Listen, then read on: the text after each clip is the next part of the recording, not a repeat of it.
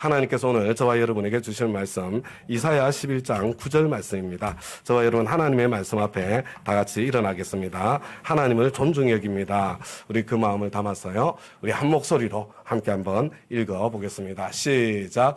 나의 거룩한 산 모든 곳에서 서로 해치거나 파괴하는 일이 없다.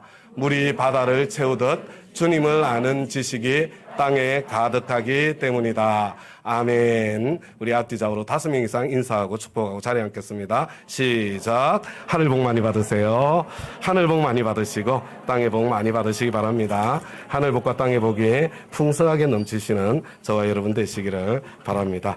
우리 오늘도요, 우리 지난주일에 불렀던 찬송 사막에 샘이 넘쳐 흐르리라. 우리 이 찬송이요, 우리 가정의 모습, 우리 목장의 모습, 내 직장, 일터의 모습, 우리나라의 모습을 마음속으로 한번 그려보시면서요, 우리의 기도를 담아서 2번 반복해서 우리 함께 찬송 불러보고요, 오늘 말씀 나누도록 하겠습니다.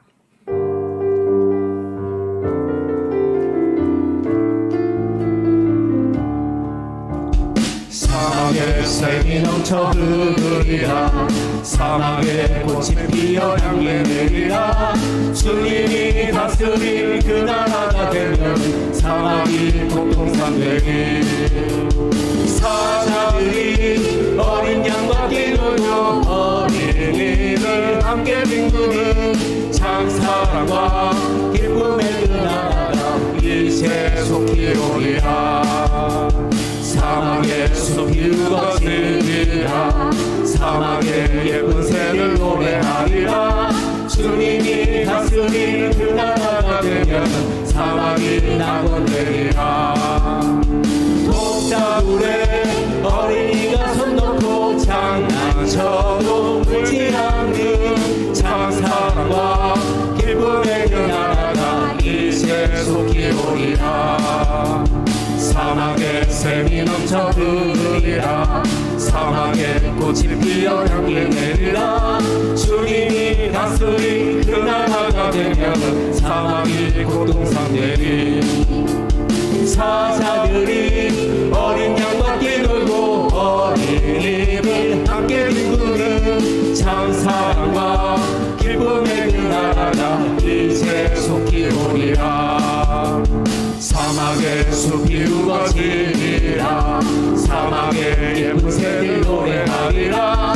주님이 다스린 그 나라가 되면 사막이 낙원되리라. 독자굴에 어린이가 손 놓고 장난쳐도 울지 않는 참사랑과 기쁨의 그 나라가 이제 속히 오리라. 다음 가족 여러분, 지금 어떤 사막과 같은 광야와 같은 그런 인생길을 걷고 계십니까? 하나님께서 우리가 찬송한 대로 정말 속히 광야의 길을 내시고 사막의 강을 내시는 그런 은총과 은혜를 베풀어 주시기를 우리 주님의 이름으로 축복합니다. 우리는 지난 주일에 거의 1년 내내 묵상해왔던 이사야서를 마무리 지었습니다. 여러분, 이사야서를 마무리하면서 여러분은 무엇이 가장 기억에 남으십니까? 여러분, 이사야서는 무려 66장으로 되어 있기 때문에 많은 강렬한 그런 메시지와 이미지들이 담겨 있습니다. 그 많은 그런 강렬한 이미지들 가운데 저에게 가장 기억에 남는 그런 모습이 있다면 그것은 이사야서 63장에 에돔의 수도 보스라에서 붉게 물든 옷을 입고 오시는 바로 메시아 예수님의 모습입니다. 여러분, 붉게 물든 옷은 단호한 심판의 그 승리의 메시아와 더불어 십자가를 지신 고난의 메시아를 동시에 보여주는 것입니다. 승리와 고난의 메시아는 궁극적으로 철저한 심판을 통해서 새하늘과 새 땅, 새 예루살렘, 천국을 창조하시고 완성하시는 것입니다. 하나님께서 심판을 통해서 창조하시고 완성하시는 새하늘, 새 땅, 새 예루살렘의 모습은 어떤 모습입니까? 거기에는 울음소리, 울부짖는 소리가 들리지 않습니다. 죽음도 없고 질병도 없습니다. 영생의 기쁨과 즐거움이 있습니다. 그리고 이 새하늘과 새 땅, 새 예루살렘의 가장 큰 특징이 무엇이었습니까? 집을 지은 사람들이 자기가 지은 집에 들어가 살 것이며 포도나무를 심은 사람들이 자기가 기른 나무의 열매를 먹을 것입니다. 우리는 천국 그러면 그냥 놀고 먹는데 수고하지 않고 뭔가를 누리게 되는 그런 것을 기대를 하는데, 천국의 가장 큰 특징은 자기가 수고한 것을 자기가 누리게 되는 모습입니다. 다음 가족 여러분, 이것이 진정한 축복이라는 것을 우리가 잊지 않았으면 좋겠습니다. 그런데 자기가 수고한 것을 자기가 누리는 축복, 그것은 무엇을 의미하는 것입니까? 여러분, 그것은 더 이상 강한 자가 약한 자를 약탈하지 않고 서로가 서로를 해치는 것이 없는 모습입니다. 여러분, 바로 이것이 천국의 모습입니다. 그래서 새하늘, 새 땅, 새 예루살렘에는 헛수고가 없습니다. 더 이상 재난도 고통도 없습니다. 하나님의 축복이 넘쳐 흐르고 우리가 기도하기도 전부터 하나님께서 우리의 필요를 채워주십니다. 여러분, 바로 그 새하늘, 그 새 땅, 그 새 예루살렘의 모습을 이리와 어린 양이, 이리는 강자고 어린 양은 약자지요. 이리와 어린 양이 함께 풀을 먹으며 사자가 소처럼 여물을 먹으며 뱀이 흙을 먹이로 삼을 것이다. 나의 거룩한 산에서는 서로 해치거나 상하게 하는 일이 전혀 없을 것이다. 이렇게 참 그려주고 있는 것입니다. 그런데 우리는 바로 이 새하늘과 새 땅에 아름다운 이 모습이 이사야서의 마지막에만 등장하는 것이 아니라 이미 이사야서 앞에서부터 곳곳에 지금 선포되어 있다는 것을 우리가 지난 주일에 잠깐 스쳐 지나가듯 함께 살펴보았습니다. 여러분, 그 중에 하나가 바로 이사야서 11장입니다. 이사야서 11장 6절부터 9절까지 새하늘과 새 땅, 새 예루살렘, 이 천국의 아름다움을 묘사하고 있는 이 구절들, 여러분 마음속에 한번 이것을 그림을 그려보시면서 상상해 보시면서 다시 한번 다 같이 한번 읽어보겠습니다. 시작. 그때에는 이리가 어린 양과 함께 살며 표범이 새끼 염소와 함께 누우며 송아지와 새끼 사자와 살진 짐승이 함께 풀을 뜯고 어린아이가 그것들을 이끌고 다닌다. 곰이 서로 벗이되며 그것들의 새끼가 함께 눕고 사자가 소처럼 풀을 먹는다. 젖 먹는 아이가 독사의 구멍 곁에서 장난하고 젖된 아이가 살무사의 굴에 손을 넣는다. 나의 거룩한 산 모든 곳에서 서로 해치거나 파괴하는 일이 없다. 물이 바다를 채우듯 주님을 아는 지식이 땅에 가득하기 때문이다. 그런데 사실 저는 이사야서 11장을 처음 읽을 때 이것이 종말론적인 새하늘과 새 땅을, 새 예루살렘을 그려주고 있다는 것, 그것을 이해하지 못했습니다. 몇 번 읽는 동안에도 사실은 이해를 못했어요. 사실 이거 그냥 읽을 때 이게 새하늘 새 땅 천국의 모습을 그려주는 것일 것이다 이해하기가 쉽지 않습니다. 그러나 이사야서를 처음부터 끝까지 한번 다 읽고 난 뒤에 또 한 번 또 읽고 난 뒤에 와 하는 생각이 찾아오게 되는 것 같습니다. 여러분, 예수님 탄생 700년 전에 활동했던 이사야죠. 하나님께서는 그 이사야에게 미래의 일을 보여주시는데 앞으로 예루살렘과 그 주변 나라들이 철저하게 파괴되고 이게 하나님의 심판의 모습이지 않습니까? 유대인들이 포로로 끌려가게 될 그날이 곧 다가오게 될 것이다. 그 미래 보여주시고 그것뿐만 아니라 그 이후에 그들이 포로로 끌려가서 갔다가 다시 돌아와서 예루살렘을 재건하게 될 그 미래까지, 그것을 넘어서 메시아가 이 땅에 태어나서 고난당하고 나무에 달려 죽고 부활할 미래까지, 그리고 그것을 넘어서 궁극적으로 그 메시아가 옷이 붉게 물들도록 이 세상을 심판하고 새하늘과 새 땅, 새 예루살렘, 바로 천국을 완성하게 할 미래도 여러분 하나님께서 이사야에게 그때 이미 다 보여주셨다는 것 뿐만 아니라 하나님께서 천지의 창조주로서 역사를 승리해 나가시면서 오직 하나님 당신의 조건 없는 무조건적인 아버지의 사랑 외에는 달리 구원의 길이 있을 수 없다는 그 복음의 비밀과 경륜까지 이사야에게 미리 다 말씀해 주셨다는 것, 여러분 이거 여러 번 읽고 난 뒤에 비로소 깨닫게 되는 것입니다. 그래서 이사야서는요, 한번 읽어서 잘 이해가 가지 않는 것 지극히 정상적이다. 그런데 제가 보니까요, 이사야서뿐만 아니라 예언서들이 다 마찬가지인 것 같습니다. 뿐만 아니라 아마 예언자들 자신들도 마찬가지였을 것이다. 그들이 살았던 당대에서부터 역사의 완성이라는 먼 미래까지 한 번에 그것을 보고 그것을 이해한다는 것이 그것을 보고 예언하는 예언자들에게도 결코 쉬운 일이 아니었을 것이라고 저는 그렇게 생각합니다. 다음 가족 여러분, 이 사진은요, 난지도 하늘공원에서 북한산 쪽을 바라보면서 여러분 찍은 사진입니다. 여러분 한번 보세요. 어떤 모습입니까? 그죠? 여러 산봉우리들이 다닥다닥 붙어 있는 것처럼 그렇게 보이지 않습니까? 그리고 멀리 있는 산봉우리들은 어느 것이 앞에 있는 봉우리고 어느 것이 뒤에 있는 산인지조차도 잘 구별이 되지 않는 그런 모습이죠. 여러분, 예언자들이 참 하나님께서 보여주시는 그 미래를 보게 되었을 때 아마 이와 같은 느낌으로 미래를 바라보았을 것입니다. 미래에 일어날 여러 가지 일들이 겹쳐서 막 이렇게 보이는 그런 모습이죠. 그런데 이것을 위성에서 찍은 사진으로 보면요, 여러분 여기에 하늘공원이 있거든요. 그런데 그 앞에 보면 매봉산이 제일 앞에 있고요. 그 다음에 이 다른 산들이 뭐 안산도 있고, 그 다음에 인왕산도 있고, 이런 산들이 쭉 있고요. 그 다음에 그것을 넘어서 또 더 가면은 북한산도 있고, 도봉산도 있고, 수락산도 있고, 그렇게 이렇게 산들이 펼쳐져 있다는 것. 뿐만 아니라 이 산 봉우리들 사이에 골짜기들이 있고요. 그리고 그 골짜기들마다 또 다른 세계가 펼쳐져 있다는 것. 그것을 저와 여러분들이 알 수가 있는 거죠. 이사야의 예언의 말씀도 바로 이와 비슷하게, 동시대의 사건처럼 보여도 실제로는 상당한 시간적 간격을 두고 있는 그런 사건들이 이렇게 펼쳐져 있는 것이다. 그렇게 생각하고 읽으시면, 그리고 이사야서뿐만 아니라 다른 예언서도 여러분 이 그림을 가지고 여러분들이 읽으시면요, 좀 헷갈려도 그래, 그럴 수 있겠다. 그럴 수 있겠다는 자체는 이해가 될 것이라고 그렇게 생각이 되어집니다. 여러분, 이런 배경 속에서 이 이사야서 11장 말씀, 여러분 이 말씀은요, 한편으로는 바벨론의 포로로 끌려갔다가 되돌아와서 회복될 예루살렘의 모습을 한편으로 그리고 있는 거예요.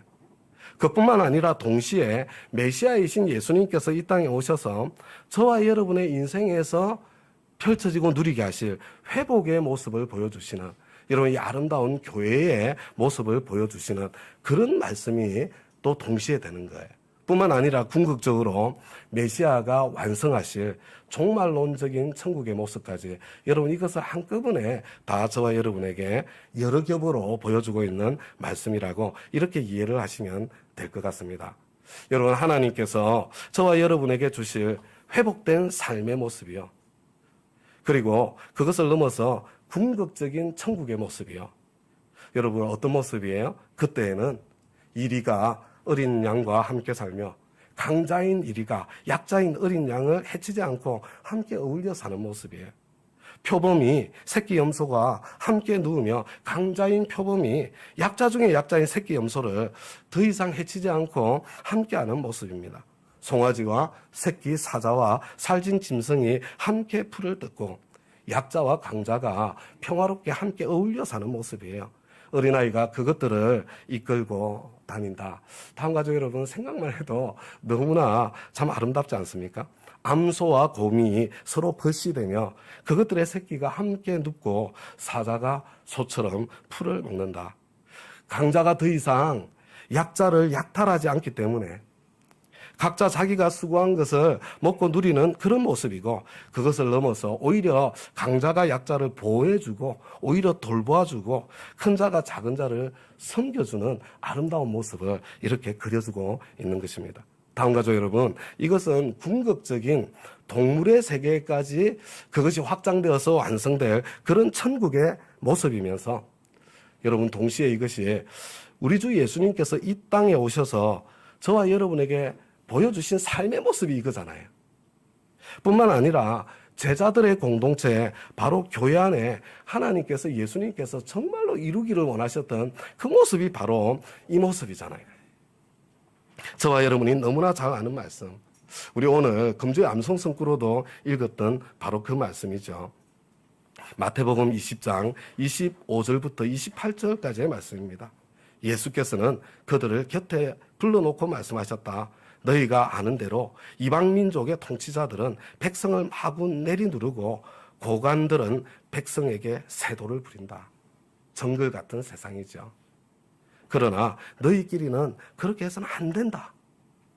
너희 가운데서 위대하게 되고자 하는 사람은 누구든지 너희를 섬기는 사람이 되어야 하고, 너희 가운데서 어뜸이 되고자 하는 사람은 너희의 종이 되어야 한다. 인자는 섬김을 받으러 온 것이 아니라 섬기러 왔으며 많은 사람을 위하여 자기 목숨을 몸값으로 치러주려고 왔다. 다음 가족 여러분, 바로 이 모습이요, 천국의 모습이에요. 바로 이 모습이 여러분 교회의 모습이 되고, 이 모습이 교회의 특징이 돼야 됩니다. 이것이 집에서 모이는 교회인 목장의 이게 가장 중요한 특징이 돼야 되는 거죠. 큰 자가 작은 자를 약탈하고 해치고 상하게 하는 것이 아니라 오히려 반대로 돌보고 섬기는 곳에는 여러분 언제나 천국의 기쁨이 찾아오게 넘쳐나게 되어 있습니다. 큰 자가 작은 자를 섬기면 천국이 오게 되는 것입니다. 다음 가족 여러분, 교회는, 그리고 집에서 모이는 교회인 목장은 바로 이 세상에서 천국을 미리 맛볼 수 있도록, 물론 완성된 천국은 아니지만 하나님께서 선물해 주신 먼저 온 천국의 바로 목장입니다. 세상은 교회를 통해서, 집에서 모이는 교회인 목장을 통해서 여러분 우리 다른 걸 보여주는 게 아니에요.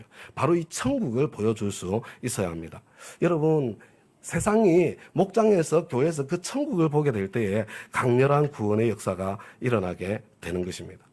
다음 가족 여러분, 지금 교회가 정말로 어려운 시기를 통과하고 있습니다. 그러나 여러분 그거 아세요? 그런데 어려운 것은 사실인데요. 그런데 예수님께서 십자가와 부활을 통해서 세워주신 그 처음 교회 있잖아요. 그 신약 교회 있지 않습니까? 여러분 그 초대 교회 있잖아요. 근데 그 교회는요, 지금 저와 여러분이 어려운 것보다 훨씬 더 어려운 상황이었습니다. 크고 아름다운 모이기에 편한 예배당 없었습니다. 우리는 엘리베이터가 없어서 잠깐 불편해하는데요. 건물 자체가 없었어요. 잘 준비된 성경 공부 프로그램이나 성경 공부 교재 없었습니다. 멋지고 화려하고 세련된 찬양팀? 그런 찬양팀이 이끄는 예배 없었습니다. 오히려 목숨을 걸어야 하는 박해가 있었을 뿐입니다. 그런데 그럼에도 불구하고 여러분 집에서 모이는 작은 모임에 불과했던 그 신학교회, 그 신학교회가 여러분 거대한 로마 제국을 뒤흔들어 놓은 거거든요. 여러분 어떻게 그것이 가능했는가? 여러분 큰 자가 작은 자를 약탈하고 해치고 상하게 하는 그런 모습이 아니라 오히려 정반대로 큰 자가 작은 자를 기꺼이 섬기는 여러분 아름다운 천국의 식탁이 있었기 때문에 여러분 그와 같은 일들이 일어난 거예요. 여러분 주인들이 상전들이, 여러분 그 당시에 노예들은 사람 대접을 못 받지 않았습니까? 그런데 그 노예들이 먹을 식탁을 준비하고 거기에서 섬긴 거예요. 여러분 남성들이 여러분 여성들, 그 당시에는 정말 사람 대접을 못 받던 때거든요. 그런데 그 여성들을 위해서 식탁을 준비하기도 하고 시중을 드는 그런 모습, 노예들도 여성들도 한 인간으로 존중받고 사람 대접을 받는, 당시 세상에서는 그 어디에서도 볼 수 없었던 그 천국의 아름다움, 여러분 그것이 전염되어서 들불처럼 번져나가서 여러분 온 로마를 뒤집어 놓은 거예요. 다음 가족 여러분, 집에서 모이는 교회인 목장에서 여러분 그렇게 섬기던 상전들을 한번 생각해 보세요. 여러분 그 목장에서, 교회에서, 가정교회 거기에서 그렇게 섬기던 그 남편들을 한번 생각해 보시기 바랍니다. 그들이 그렇게 섬기던 사람이 그들의 일터인 구체적인 삶의 현장에서는 그냥 잔인하게 마구 내리누르는 그런 이중적인 모습으로 살았을까요? 여러분 그렇지 않습니다. 다음 가족 여러분, 이 목장은요 보고 배우는 현장이고, 여러분 보고 배운 거, 보고 배웠다고 당장에 못하잖아요. 그것을 훈련하고 실습하고 익히는, 연습하는 연습장, 여러분 훈련장의 역할을 하는 것이 바로 목장입니다. 여러분, 저와 여러분이 궁극적으로 내 실력을 정말로 발휘해야 될 현장은 여러분, 바로 저와 여러분의 구체적인 삶의 현장이 되어야 하는 것입니다. 여러분, 교회에서 교회를 강조하고 목장을 강조하지만 여러분, 교회 목장 그 자체를 위해서 강조하는 게 아니에요. 그리스도인들에게 정말로 중요한 것은 여러분, 목장에서 보고 배우고 훈련하고 연습한 것을 여기 연습장이거든요. 여러분, 진정한 현장이라고 할 수 있는, 여러분, 본 게임이라고 할 수 있는 여러분, 집에서 실천하는 거예요. 여러분, 직장에서 그 삶을 살아내는 거예요. 우리 동네에서, 여러분, 세상 가운데서 그것을 내가 살아내기 위해서 여러분, 그것을 실습하고 연습하는, 훈련하는, 보고 배우는 현장이 바로 목장입니다. 큰 자가 즐거이 작은 자를 섬기는 모습, 여러분, 바로 그 모습이요, 하나님께서 궁극적으로 완성하고자 하는 그런 천국의 모습인데요. 여러분, 교회는 아직 완성된 천국은 아니에요. 그러나 완성된 천국이 얼마나 좋을런지, 지금 이것밖에 안 되는데도 이렇게 좋은데 정말로 천국이 완성되면 거기는 얼마나 좋을까, 얼마나 아름다울까. 여러분, 그 아름다움을 미리 보여주는, 여러분, 먼저 온 천국, 맛배기 천국, 거기가 바로 교회고 거기가 바로 목장인 것입니다. 우리는요, 여러분, 교회에서, 집에서 모이는 교회 목장에서 여러분, 이것을 훈련하고 연습하는 연습장이고요. 그 다음에 진짜로 어디에서요? 우리 집에서. 내 일터에서, 내 직장에서, 우리 동네에서, 그리고 세상 가운데에서 실천하면서, 그래서 천국이 오게 하는, 그리고 천국을 확장해 나가는 공동체가 바로 교회인 것입니다. 그런데 다음 가족 여러분, 지금 이 시대의 교회 모습은 얼마나 안타깝습니까? 여러분, 교회에서 예수 제일 잘 믿는 사람이 모인 자리가 어디예요? 그게 교역자실 아닙니까? 교역자실. 여러분, 교역자실이 정글 같은 그런 교회가 얼마나 많은 줄 아세요? 여러분, 교회에서 예수 제일 잘 믿는 사람들이 모여있는 모임이 어떤 모임이세요? 당회 아니에요? 당회. 여러분, 이 당회가 정말 정글 같은 그런 당회가 얼마나 많은 줄 아세요? 여러분, 예수 제일 잘 믿는 사람들이 모인 노회, 예수 잘 믿는 사람들이 모인 총회, 다 목사님, 장로님들이 모여 있잖아요. 여러분, 거기에서 얼마나 끔찍하고 얼마나 말도 되지 않고, 여러분, 얼마나 부끄러운, 얼마나 정글 같은 힘의 논리가 지배하는, 여러분, 그런 모습일 때가 지금 얼마나 많은지 몰라요. 다음 가족 여러분, 교회 위기는 다른 데 있는 게 아니에요. 교회 위기는 바로 여기에 있는 겁니다. 여러분, 교회가 힘써야 될 것은, 여러분, 가장 힘써야 될 것은 다른 것이 아니에요. 교회의 가장 본질적인 모습, 큰 자가 작은 자를 섬기는 천국의 모습을 회복하는 것, 이게 있잖아요, 교회가 해야 될 제일 중요한 일이에요. 그런데 하나님께서는요, 바로 이와 같은 모습, 하나님의 거룩한 산 모든 곳에서 서로 해치거나 파괴하는 일이 없는 그 천국의 모습이 가능한 그 원동력, 그 힘이 어디에 있는가? 여러분, 그것을 이 9절 말씀, 오늘 본문의 말씀에서 가르쳐주고 있잖아요. 나의 거룩한 산 모든 곳에서 서로를 해치거나 파괴하는 일이 없다. 어떻게 그게 가능하냐?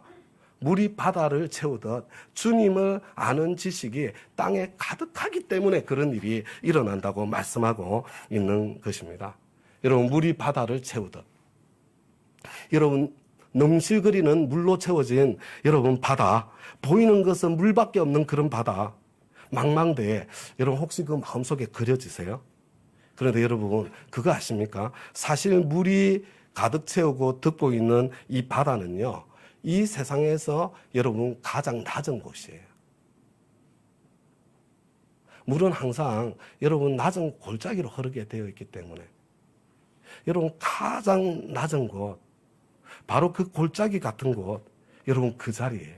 그런데 하나님을 아는 지식이 그렇게 물이 낮은 곳으로 흘러서 가득 채우는 것처럼 여러분 온 세상 곳곳에 그런 약하고 참 작은 자들이 있는 곳곳마다 하나님을 아는 지식이 막 곳곳에서 넘실대는 모습, 하나님을 아는 지식으로 가득 찬 세상, 그렇게 주님을 아는 지식이 온 땅에 가득하게 되기 때문에 하나님을 알게 되면 알게 될수록 어떻게 된다고요? 강자는 더 이상 약자를 해치지 않고 해치지 않는 것을 넘어서 큰 자가 작은 자를 오히려 돌봐주고 보호해주고 섬기게 되는 그런 천국이 실현되는 것, 하나님을 정말로 알게 되면 나오게 되어 있다는 이야기입니다. 다음 가족 여러분, 하나님을 알면 알수록 절대로 강자가 약자를 해치는 일이 일어나지 않습니다. 혹시 저와 여러분 가운데 여러분 어디에서든, 그게 직장에서든지 여러분 교회에서든지 저와 여러분 가운데 혹시 갑질하는 분 계시다면, 여러분 저와 여러분 주위에 그 사람이 누구든지 무엇이든지, 그 사람이 목사든지 그 사람이 장로든지 그 사람이 사장이든지 그 사람이 교수든지 무엇이든지요, 여러분 만약에 갑질하는 사람이 있잖아요. 하나님 모르는 사람이에요. 하나님을 알면서는 그렇게 살 수가 없는 거예요. 하나님을 알면 알수록 여러분 자기가 가진 힘과 지위로 갑질하는 그런 일은 절대로 일어날 수가 없습니다. 왜 그렇습니까? 하나님께서 이사야를 통해서 저와 여러분에게 보여주시는 하나님 당신의 모습이요, 독생자까지 기꺼이 십자가에 내어주실 수 있는 한없는 사랑의 하나님이실 뿐만 아니라 여러분 동시에 복수하시고 심판하시는 심판의 하나님이시기 때문에 그렇습니다. 누구를 위해서 복수하고 누구를 위해서 심판하는 것입니까?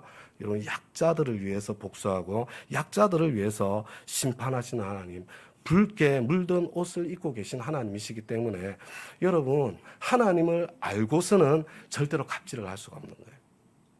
다음 가족 여러분, 우리는 심판 없는 구원을 기대합니다. 우리는 지옥 없는 천국을 기대합니다. 우리는 진리가 없는 은혜를 기대합니다. 그런데 그건 불가능한 거예요. 심판과 구원은 동전의 양면입니다. 지옥과 천국은 동전의 양면이에요. 진리와 은혜는 동전의 양면입니다. 이거 동시에 존재하는 겁니다. 각각 따로 존재할 수가 없습니다. 여러분 저는 목사로 부름을 받을 때에 호세아 말씀을 통해서 부름을 받았거든요. 하나님께서 예언자 호세아를 통해서 내 백성이 나를 알지 못해서 망한다, 우리 하나님께서 안타깝게 외치십니다. 그러면서요, 네가 제사장이라고 하면서 내가 가르쳐 준 것을 버리니 나도 너를 버려서 내가 다시는 나의 성직을 맡지 못하도록 하겠다. 내 하나님의 율법을 내가 마음에 두지 않으니 나도 내 아들 딸들을 마음에 두지 않겠다.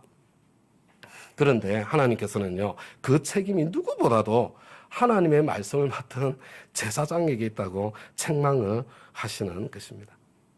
저와 여러분 모두가 다 왕 같은 제사장들인데요, 그런데 사실 이 말씀이 저에게는 너무 뜨끔한 거예요. 예수님은 은혜만 충만하신 분이 아니라 은혜와 진리가 동시에 충만하신 분이신데, 우리 하나님은 사랑의 하나님이실 뿐만 아니라 동시에 공의의 하나님이시기도 한데, 제가 호세아를 통해서 사랑의 하나님의 은혜를 너무 많이 받은 거예요. 그래서 제가 목회를 하면서 너무 은혜만 강조하고 너무 사랑만 강조해서 무서운 심판자로서 천국을 완성하실 그 하나님을 잊어버리게 하고 있는 것은 아닌가. 사실 그 두려운 마음이 저한테 때때로 찾아왔거든요. 아주 가끔씩. 그런데 이번에 이사야서를 읽으면서 있잖아요, 그 불편함, 두려움이 확 제 마음속에 더 다가오는 거예요. 다음 가족 여러분, 예언자 호세아는 저와 여러분에게 우리가 주님을 알자, 애써 주님을 알자 간절하게 호소합니다. 하나님을 제대로 알아야 저와 여러분이 천국을 누리고 천국을 오게 하는 삶을 살 수 있기 때문에 지금 주님을 알자, 애써 주님을 알자, 그렇게 간절하게 호소하는 거거든요. 그런데 그렇게 호소하면서요, 새벽마다 여명이 오듯이 주님께서도 그처럼 어김없이 오시고 해마다 쏟아지는 가을비처럼 오시고 땅을 적시는 봄비처럼 오신다. 여러분 이게 무슨 말씀이에요? 여러분 자연이 하나님께서 세우신 자연 법칙을 따라서 어김없이 운행되는 것처럼 언약의 하나님이신 우리 하나님께서는 언약의 말씀대로, 약속하신 말씀대로 여러분 반드시 그렇게 나타나신다는 그런 약속이에요. 근데 여러분 그게 무슨 뜻인지 아세요? 여러분 언약에는요 언제나 내가 할 도리가 있어요. 그리고 거기에 대한 응답으로 하나님께 사실 도리가 있는 거예요. 저와 여러분이 내가 해야 될 나의 도리를 여러분 알지 않으면, 도리를 아는 게 아니에요. 하지 않으면. 그러면 하나님은 진짜 약속하신 거 하나님은 안 오시는 거예요. 안 오시는 거. 다음 가죠, 여러분. 하나님을 제대로 알려면 먼저 성경 공부해야죠. 그죠? 하나님은 언약의 하나님이시니까. 여러분, 하나님을 제대로 알려면요.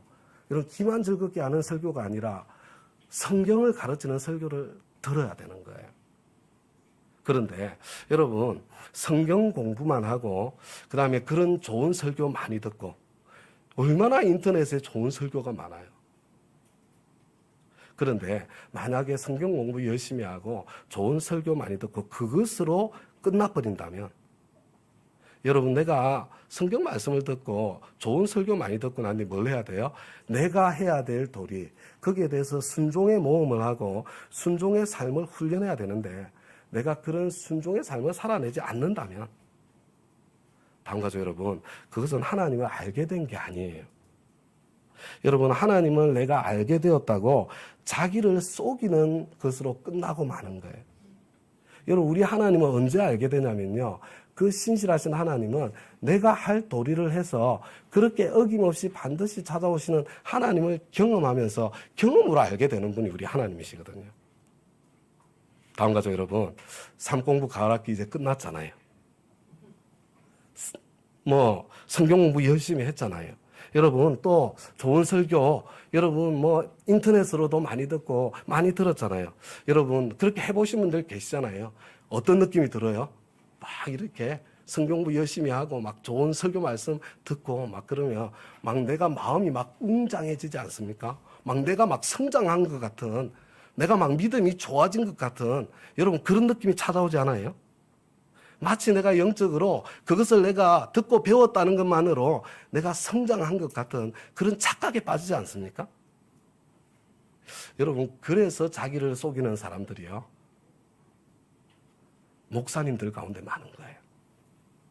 그래서 자기를 속이는 사람들이 똑똑한 신자들 가운데 많은 거예요. 여러분, 하나님께서 은사를 주셔서 내가 조금 더 깨달은 것 뿐이에요. 여러분, 하나님께서 나한테 은사를 주셔서 내가 조금 더 오래 기억하고 더 알고 있는 것 뿐이에요. 그런데 여러분, 내가 그거 조금 더 깨닫고 조금 더 알게 되었다고 마치 내가 성장한 신자인 것처럼 여러분 착각하면서 자기를 속이는 것입니다. 그래서 말은 충산 유수처럼 잘하는데 말만 하고 정작 구체적으로 섬기는 그 현장에는, 교회에서, 직장에서 여러분 내 역할이 아닌 부분이 있잖아요. 왜 내가 해야 돼? 그런 부분들이 있잖아요. 내가 말은 정산유수처럼 잘하는데 말만 하고요, 정작 구체적으로 내가 섬겨야 되는 그 현장에서는 몸도 아끼고 시간도 아끼고 돈도 아끼는 그런 사람들 너무 많죠. 그죠? 자기를 속이는 사람들입니다.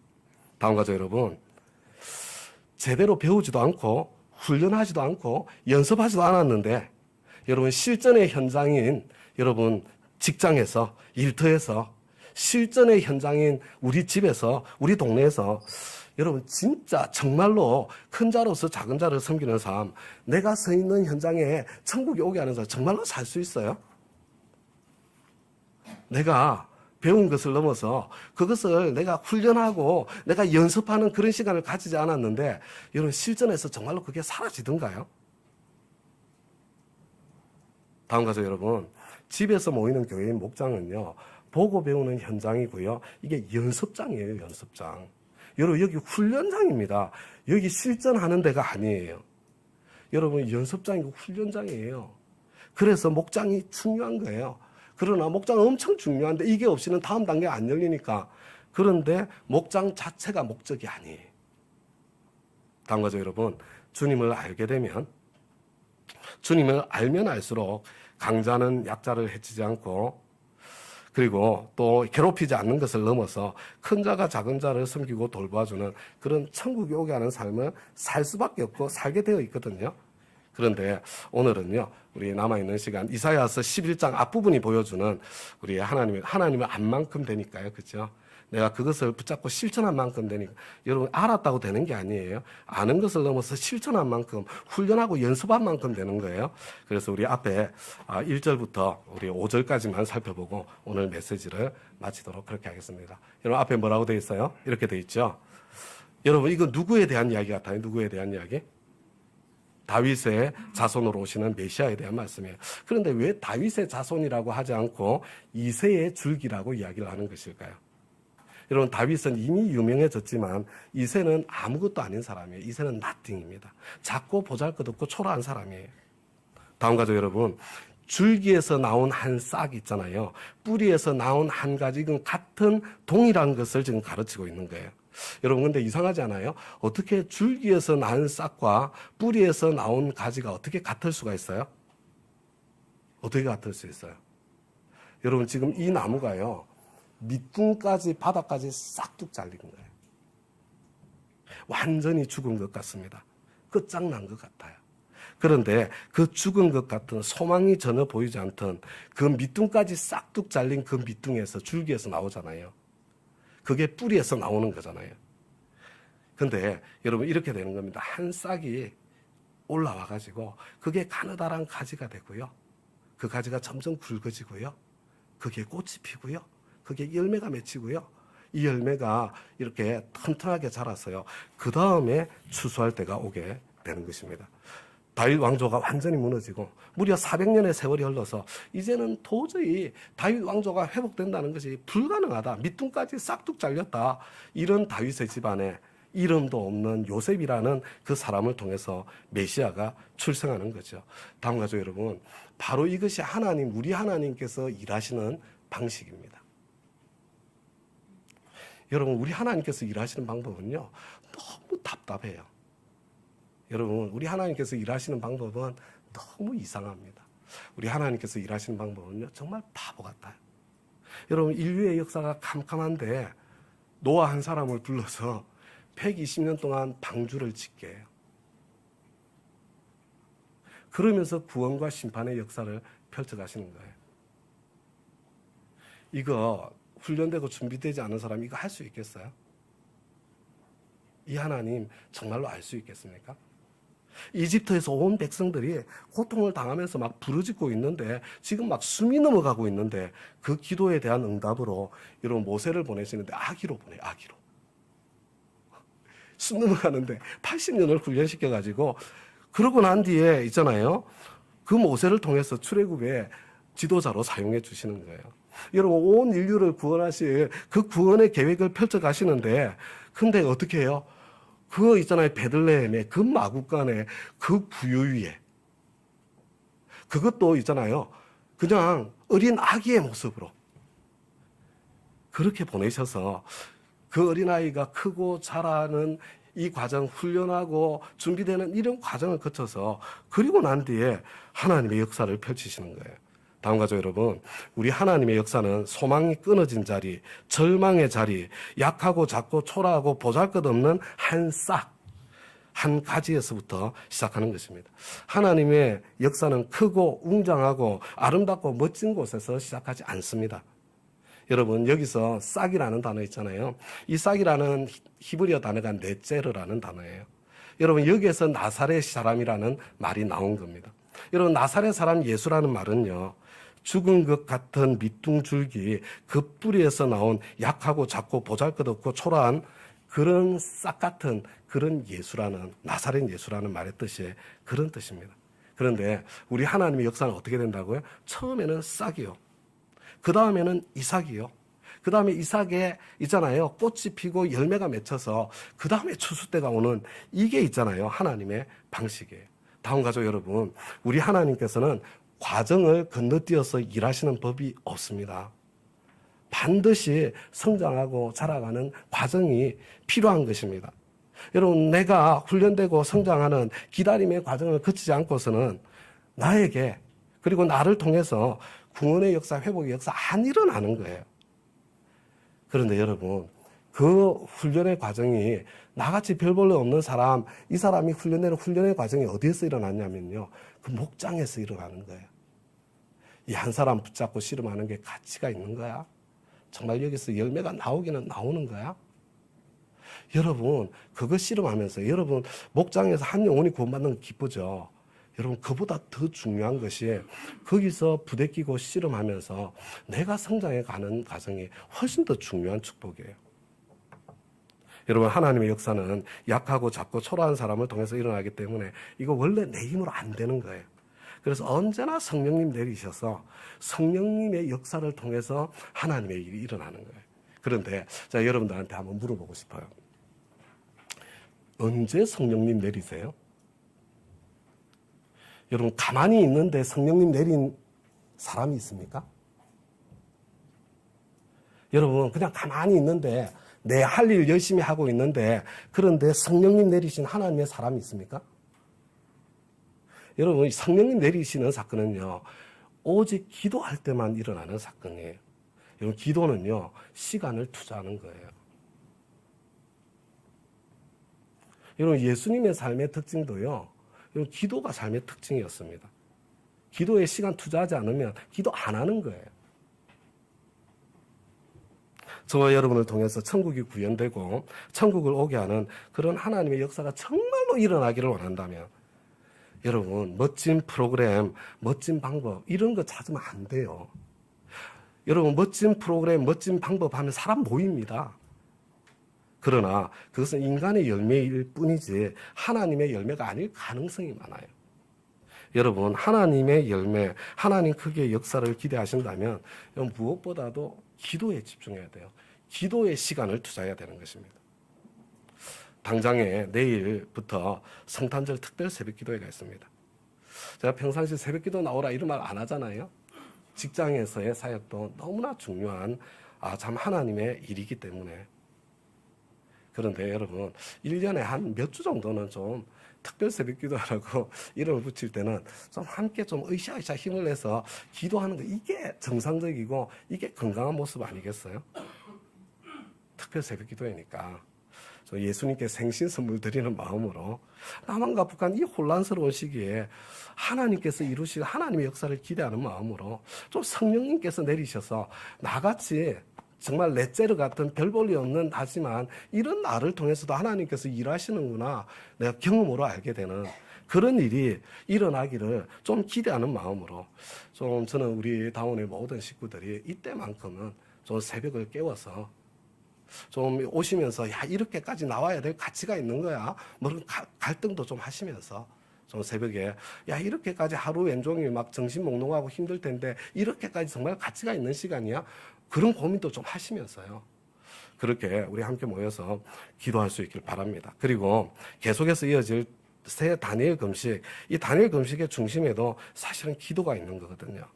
2025년 새해는 저와 여러분에게 그 어느 해보다 더 강력하게 성령님 내리시는 바로 그 해가 될 수 있도록 좀 우리 교회에, 우리 목장에, 내 직장에, 우리 가정에, 우리 동네에 더 강력하게 나를 통해서 천국이 임하기를, 천국이 오게 되기를 기대하는 마음으로 저는 더 적극적으로 참여해 주시길 바랍니다.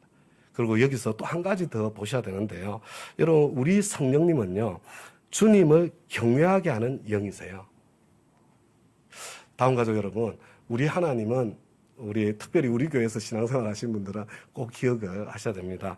우리 하나님은 경외의 대상입니다. 그런데 있잖아요. 이 경외의 대상이라는 것은 저와 여러분이 함부로 대할 수 있는 분이 아니라는 거예요. 여러분, 경외라는 말은 두려워 떤다는 그런 의미가 담겨 있습니다. 그런데 어떤 분들은요, 이 두려움을 깡패를 두려워하는 것 같은 그런 두려움으로 생각하시는 분들이 계세요. 혹시 이 자리에 계신 분들 가운데요, 하나님을 깡패를 두려워하는 것처럼 그렇게 있잖아요. 두려워하고 계시다면 지금 신앙이 굉장히 어린 거예요. 지금 어쩌면 진짜 신앙의 출발을 제대로 못했을 가능성이 많이 있습니다. 그런데 그런 두려움을 이야기하는 게 아니에요. 여러분, 경외는 어떤 거냐면요, 저와 여러분이 진짜로 존경하는 분을 만났을 때, 이게 무서운 분이 아니야, 내가 정말로 존경해. 그럼 어떻게 돼요? 내가 작아지잖아요, 그분 앞에서. 그죠? 그런 느낌 가져보셨어요? 여러분, 내가 무서운 게 아니라 그런 분을 만나면 여러분 내가 내 행동을 옷매무새를 좀 이렇게 새롭게 하고 내 행동 거지를 좀 조심하지 않습니까? 여러분, 이게 경외예요. 이게 경외. 다음 가족 여러분, 갓난쟁이 손주는요 할아버지의 수염을 뽑을 수 있어요. 할아버지의 수염을 뽑아도 할아버지는 껄껄껄 웃으시면서 그걸 즐거워해 주세요. 여러분, 그런데 여러분 어느 정도 이렇게 좀 성장했으면 좀 자랐으면 그러면 함부로 할아버지 수염 뽑으면 안 되는 거 아니에요? 아니, 언제 청소년 정도 되고 좀 자랐으면 함부로 할아버지를 대하면 안 된다는 거 알잖아요. 좀 할아버지가 차를 타시면 일찍 가서 문도 좀 열어드리고 어디 갔다가 다녀오시면 좀 나와서 인사도 좀 할 줄 알고 식사를 할 때는 좀 내가 할아버지 숟가락 뜨기 전에 기다렸다가 뜰 줄도 알고 이런 게 여러분 정상적인 거 아니에요? 그걸 뭐라고 이야기를 해요? 철들었다고 이야기를 하잖아요. 다음 가족 여러분, 지금 하나님에 대한 그 경외가 있잖아요. 내 안에 전혀 없이 그냥 한없이 편하고 좋기만 하다. 지금 할아버지 수염 뽑는 것처럼 신앙생활 하고 있으면요, 괜찮아요. 그렇게 신앙생활 하는 거예요. 하나님 정말로 좋으신 분이니까. 내 신앙 상태는 여전히 영적으로는 갓난쟁이에요. 갓난쟁이. 끝까지 그렇게 있으시면 안 돼요. 이제 세월이 흘렀으면 좀 하나님 앞에 갖춰야 될 예의도 좀 갖출 줄 알고 좀 내가 하나님 앞에서 좀 해야 될 섬김도 좀 할 줄 알고 그런 자리를 향해서 성장해 가야 하는 거죠. 여러분, 하나님의 그 사랑, 그것 때문에 하나님에 대한 경외심을 잊어버렸다면 여러분 그 이전에는 두려워했던 거지 경외하는 게 아니에요. 그 이전의 삶의 자리는 더 어린 자리라고요. 지금 그런 자리까지 오셨다면요, 이제 저와 여러분의 신앙이 갓난쟁이의 신앙에서 다음 단계를 향해서 하나님을 경외할 줄 아는 그런 신앙의 단계로 성장해야 될 때라고 하나님께서 이사야서를 통해서 저와 여러분에게 말씀해 주시는 것 같다. 적어도 저에게는 그게 좀 세게 이렇게 들려왔습니다. 너무 죄송했고요. 그리고 마지막으로요, 우리 하나님의 관심은 크고 높고 강한 사람이 아니라 가난한 사람, 세상에 억눌린 사람에게 가 있습니다. 우리 하나님의 마음은 낮은 곳으로 향하게 되어 있습니다. 저와 여러분이 향해야 할 곳은, 우리 교회의 시선이 향해야 할 곳은 바로 낮은 곳입니다. 저와 여러분이요, 내가 이게 낮은 사람으로 있는 자리 있잖아요. 거기에서는 천국이 오게 하는 삶을 살 수가 없어요. 저와 여러분은. 그렇지만 저와 여러분이 내가 서 있는 자리보다 더 낮은 곳으로 향하잖아요. 거기에서는 언제든지 천국이 오게 하는 삶을 살 수가 있어요. 그리고 저와 여러분이 그와 같은 삶을 살기 시작할 때 하나님께서는 저와 여러분을 점점 더 높이셔서 저와 여러분의 영향력을 확장해 주셔서 저와 여러분을 통해서 오는 천국의 범위가 점점 더 커져가도록 이렇게 해주시는 분이세요. 그게 바로 왕같은 제사장의 삶, 하나님의 봉사자의 삶입니다. 그와 같은 아름다움이, 여러분 다시 말씀드려요, 아는 걸로는 자기를 속이는 거예요. 자기를 속이는 거. 여기서 한 발자국 내디뎌서 그렇게 일하시는 하나님을 만날 때 내가 참으로 하나님을 알게 된, 그래서 우리의 더 깊은 신앙의 자리로 들어가게 되는 그런 저와 여러분의 인생이 되시기를 우리 주님의 이름으로 축원합니다. 우리 다 같이 자리에서 일어나셨어요. 우리의 사막에 샘이 넘쳐흐르리라. 우리 두 번만 찬양하고 오늘 우리 예배를 축도로 마치도록 하겠습니다. 내가 향해야 될 낮은 곳을 생각하시면서 찬양하겠습니다. 사막에 샘이 넘쳐 흐르리라. 사랑의 꽃이 피어 향내 내리라. 주님이 다스린 그 나라가 되면 사막이 꽃동산 되리. 사자들이 어린 양과 기울고 어린이를 함께 믿느니 참 사랑과 기쁨의 그 나라가 이제 속히 오리라. 사막에 숲이 부러지리라. 사막에 예쁜 새들 노래하리라. 주님이 다스린 그 나라가 되면 사막이 낙원되리라. 독사굴에 어린이가 손 놓고 장난쳐도 울지 않는 참사랑과 기쁨의 그 나라가 이제 속히 오리라. 사막에 샘이 넘쳐 흐르리라. 사막에 꽃이 피어 향내 내리라. 주님이 나라가 되면 사막이 고통상되리. 사자들이 어린 양과 뛰놀고 어린이들 함께 뒹구는 참사랑과 기쁨의 그 나라가 이제 속히 오리라. 사막에 숲이 우거지리라. 사막에 예쁜 새를 노래하리라. 주님이 다스린 그 나라가 되면 사막이 낙원되리라. 독사들의 어린이가 손 놓고 장난쳐도 울지 않는 참사랑과 기쁨의 그 나라가 이제 속히 오리라. 이제 삶의 예배를 드리기 위해 각자의 가정으로, 학교로, 일터로, 우리 동네로, 그리고 세상을 향해 힘차게 나아가겠습니다. 이제는 우리 주 예수 그리스도의 은혜와 하나님 아버지의 그 크고 놀라우신 사랑과 성령님의 감동, 감화, 충만, 역사하심이 사랑하는 내가 있는 곳마다 천국에 오게 하는 바로 그 사람이 되기를 소망하는 마음으로 이 예배의 전을 떠나는 우리 모든 다운 가족 한 분 한 분의 머리 위에 지금부터 영원까지 함께 하시기를 우리 주 예수 그리스도의 이름으로 간절히 축원하옵나이다. 아멘.